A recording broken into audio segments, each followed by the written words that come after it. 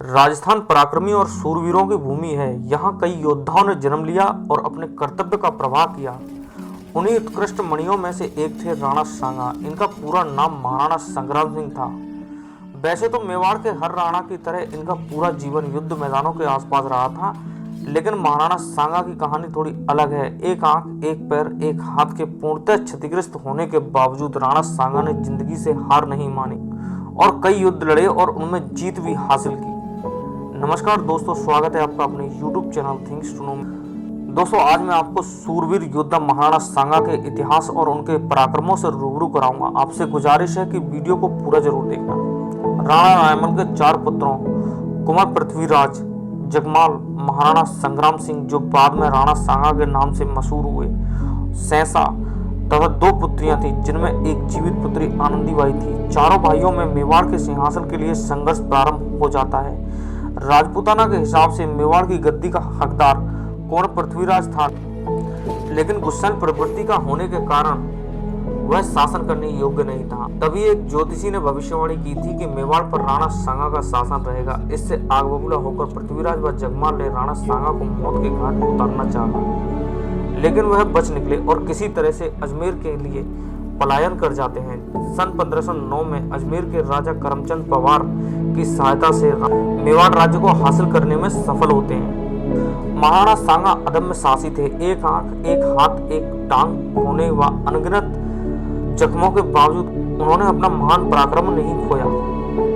राणा सांगा ने मेवाड़ में 1509 से 1528 तक शासन किया, जो आज के समय में भारत के राजस्थान प्रदेश में स्थित है। राणा सांगा ने भारत में विदेशी आक्रमणकारियों के विरुद्ध में सभी राजपूत संगठनों को एकजुट किया। राणा सांगा सभी मायनों में एक बहादुर योद्धा व शासक थे, जो अपनी वीरता और उदारता के लिए प्रसिद्ध हुए।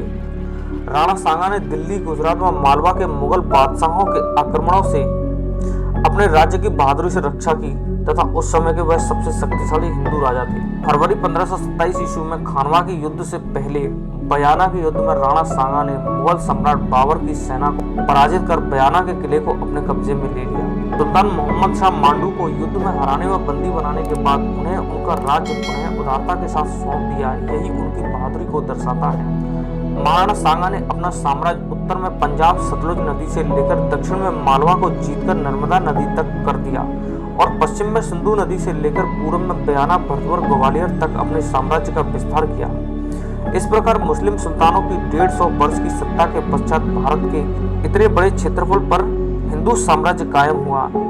इब्राहिम लोदी ने अपने क्षेत्र पर सेना तैयार की और 1517 में मेवाड़ के खिलाफ मोर्च किया। राणा सांगा अपनी सेना के साथ खतौली में लोदी से मिले और खतौली की आगामी लड़ाई में लोदी की सेना गंभीर रूप से घायल हुई तथा लोदी की सेना मैदान छोड़कर भाग गई। इब्राहिम लोदी ने हार का बदला लेने के लिए अपने सेनापति मियां माखन के तहत एक सेना की टुकड़ी तैयार कर राणा सांगा के पीछे लगा दी।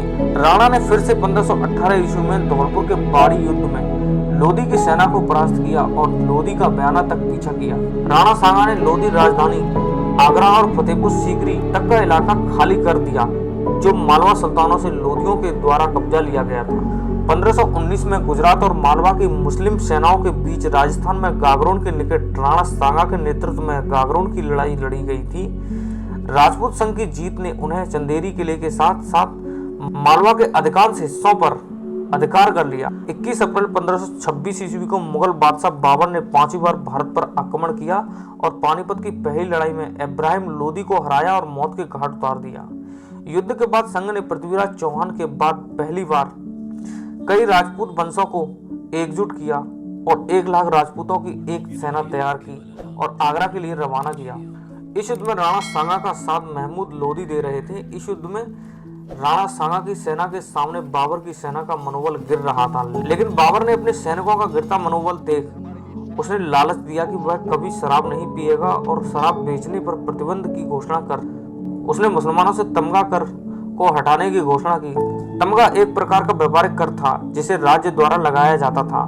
बाबर राणा सांगा का मुकाबला करने के लिए अपनी सेना के साथ फतेहपुर सीकरी के निकट खानवा रूपबास भरतपुर पहुंचा। 16 मार्च 1527 को खानवा के मैदान में दोनों सेनाओं का आमना सामना हुआ। इस लड़ाई में राजपूत वीरता से लड़े, परंतु बाबर द्वारा युद्ध में किया गया पहली बार तोपों का उपयोग ने राणा की सेना को मौत के घाट उतार दिया और महाराणा सांगा युद्ध में घायल हो गए। तभी उनके सहयोगी ने उनको वहां से घायल अवस्था में निकाला। 30 जनवरी 1528 ईस्वी को सांगा की मृत्यु चित्तौड़ में हुई थी, जो कि अपने ही सरदार द्वारा धोखे से जहर देकर मारा गया था। मुगल साम्राज्य के संस्थापक बाबर ने अपने संस्मरणों में कहा है कि राणा सांगा भारत में सबसे शक्तिशाली शासक थे।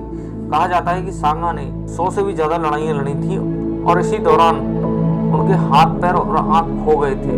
दोस्तों, वीडियो कैसा लगा कमेंट कर जरूर बताएं। अब आपसे मुलाकात होगी एक नई वीडियो के साथ। नमस्कार, जय हिंद, जय भारत।